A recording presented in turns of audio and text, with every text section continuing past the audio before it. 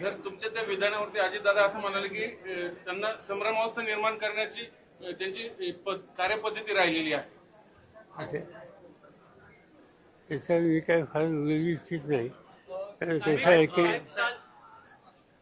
राजकारणामध्ये वादवृद्धी हे त्यांचं वैशिष्ट्य, असे अनेक लोक असतात आणि ते वादवृद्धीने काही बोलत असतात. त्याच्याकडे काय लक्ष द्यायचं आपण? सातत्याने याला पाडेन त्याला पाडेन सुरू झाले आता ते. याला बघतो त्याला बघतो. अशोक पवारांना धमकी दिली, अगोदर अमोल कोल्हेंना धमकी दिली. अशोक पवारांना म्हटली तुम्ही कसे आमदार होता तर मी बघतो. अजितदादांचं कालचं वक्तव्य असं आहे की म्हणजे मतदारांचा जो अधिकार आहे तो एखाद्या सरकारचा प्रतिनिधी आपल्याकडे घ्यायला लागला आणि बोलायला लागला तर काय बोलायचं आपण त्याच्यामध्ये? कारण तुम्ही म्हणताय तसं मी काय ऐकलेलं नाही, कारण मी ह्याच्यात होतो मराठवाड्यामध्ये.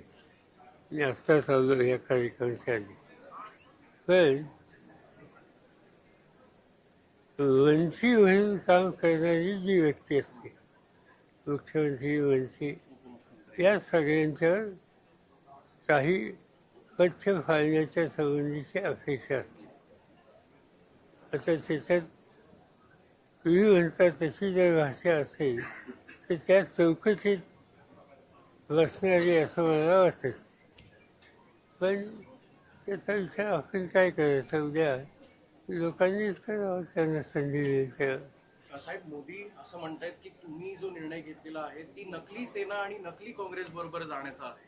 तर नकली सेना आणि नकली काँग्रेस हे विचारधारा इतरांना पटत नाही असं. असं एक एखादा पक्ष असेल, काँग्रेस असेल किंवा आणखी काही असेल, विचारानं आपल्या कार्यक्रमानं ते लोकांच्या जात असतील, लोकांच्या प्रश्न मांडत असतील, लोकांच्या सुखदुःखाची लक्ष केंद्रित करत असतील, त्याला हे नकली किंवा आणखी म्हणण्याचा अधिकार कुणी यांना देईल?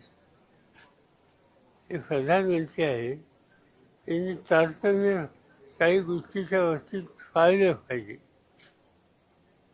आणि या नकली वगैरे म्हणणं हे अयोग्य आहे, अशोभनीय आहे. सर, एकीकडे अमित शहा नकली शिवसेना नकली राष्ट्रवादी म्हणून हिणवतात आपल्याला, आणि दुसरीकडे मोदी साहेब आपल्याला ऑफर देतात. नेमकं काय? त्याचं काय उत्तर द्यायचं झालं, खूप झालं. नाही, पण मग असा पण विचार केला जातो की मोदी साहेबांना तुमची गरज पडायला लागली आता.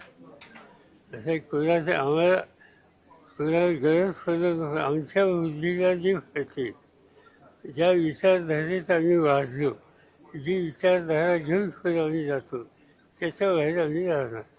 महायुतीमध्ये छगन भुजबळ हे कुठेही प्रचारामध्ये सक्रिय दिसत नाहीये. मराठा विरुद्ध ओबीसी असा वाद भीती वाटते. असं हे मला माहिती नाही कोण प्रचारात जातो इतर पक्षाचा, त्याचं काही तिफानी ठेव. मुख्यमंत्री म्हणतायत की पंतप्रधान यांच्यावर कुठलाही डाग नाहीये, ते अतिशय स्वच्छ आहेत असं त्यांचं कौतुक करताना ते असं म्हणतात की त्यांच्यावर कुठलाही डाग नाही. असं ते त्यांचं मत आहे. माझ्याकडे काही दुसरी माहिती नाही. पण मी प्रधानमंत्री त्यांची या सगळ्या निवडणुकीची अलीकडची भाषणं ही सगळी बघितल्याच्या नंतर प्रधानमंत्री पद इथे इन्स्टिट्यूशन, त्या इन्स्टिट्यूशनची प्रतिष्ठा नरेंद्र मोदींनी राखली असं आम्हाला मुळीच वाटत नाही. दुसऱ्या आणि तिसऱ्या टप्प्यामध्ये जर आपण पाहिलं तर तफावत दिसतीये मतदानाच्या आकडेवारीमध्ये. इंडिया आघाडीचे जे नेते ते भेटणार असं बोललं जातंय निवडणूक आयोगाला.